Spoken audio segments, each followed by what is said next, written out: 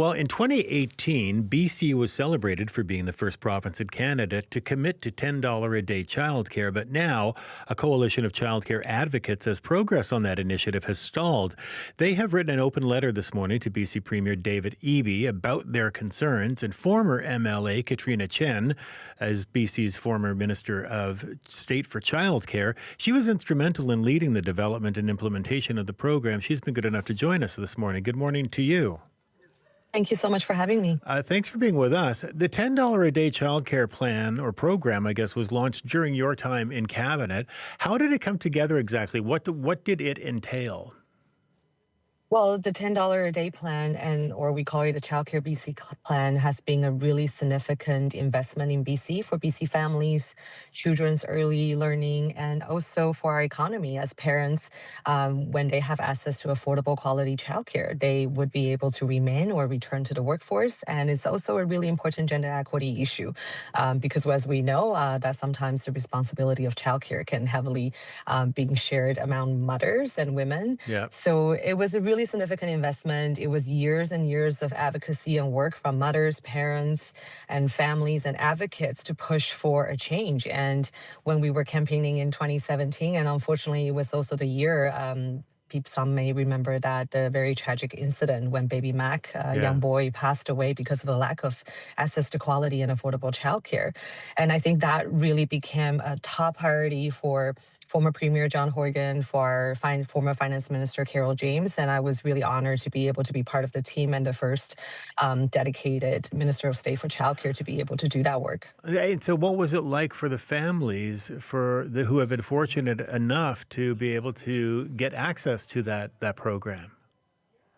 It is life-changing. I've heard stories about parents who are able to remain in a workforce, children with diverse needs who are able to access to better quality early learning opportunities, and also the contribution to our economy. And I even had families who shared how childcare has saved their marriage, right? Because it could totally change how a family arranged their daily activities. I've had parents sharing that they had to do shift works or doing, 2 to 3 jobs even to be able to manage the needs of their family. But when affordable childcare came, when there was a fee reduction, there's 10-a-day pilots, it was life-changing to a lot of families and to a lot of employers who are waiting for the workers to return to the workforce too. And so here we are 8 years later, January of 2026. What does the picture look like in reaching the program's full objectives in subsidizing childcare spaces at $10 a day? How much of what proportion of people who are looking for childcare or using childcare, paying for childcare, how many of them are paying $10 a day?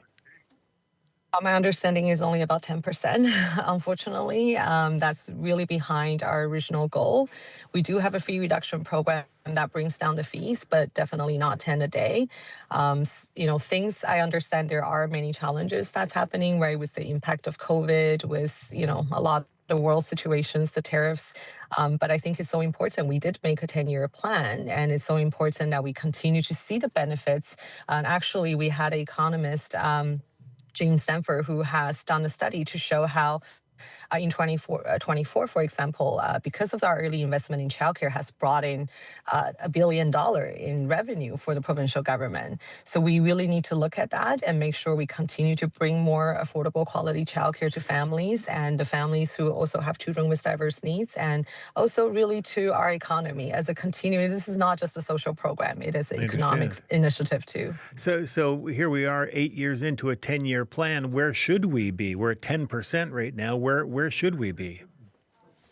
I think, according to our original plan, we definitely have promised, for example, to better coordinate the funding system, to continue to bring more 10 a day, to streamline the funding process for providers. I often give this analogy that it's like building a house, right? We build a strong foundation, we build a beautiful framework, but if you don't complete the construction, the system is going to crumble. And I think we're at that very critical point, and things have been delayed. The investment has really stalled.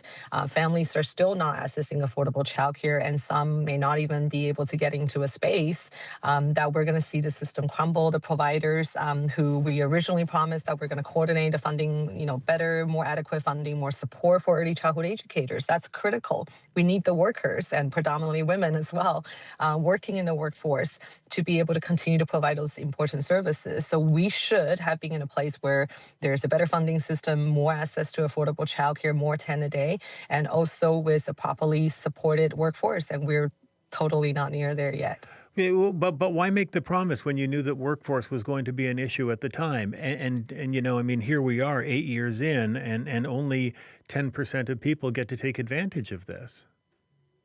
Yeah, I would say fairly, the 10% are the families that are enrolled in the 10 a day system. But of course, there are family benefiting from fee reduction, but definitely not as significant as the 10 a day system. But I think when we made this plan, so when we started this work in 2017, there was no system, right? It was very scattered. I still remember my transition binder that only had like a few pages. And now I'm sure after all the years of investment, it is significant foundation we've built. But we know from day one, we have to build a new system. This is no longer patchwork. We have to make sure we bring affordability to families as fast as possible. We need to accelerate the creation of spaces. We need to support the workforce. And we also need to bring in more culturally thoughtful, inclusive, Indigenous-led early learning to families with diverse needs. So the plan that we built in 2018 when we introduced the budget, and then in the coming years, was very well thought out, and working with communities, getting providers to join our program. I don't know if you still remember, in the early days when we introduced the fee reduction program, providers were not sure if they want to join. And Yes. then we got almost all providers joining the program. So we've come a really long way, and I hope the current government remembers that. We fought really hard to build this new socioeconomic program.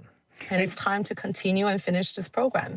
And who are the families who have been lucky enough to get $10 a day daycare? Are they are there people who have been income tested? Are they particularly low income families?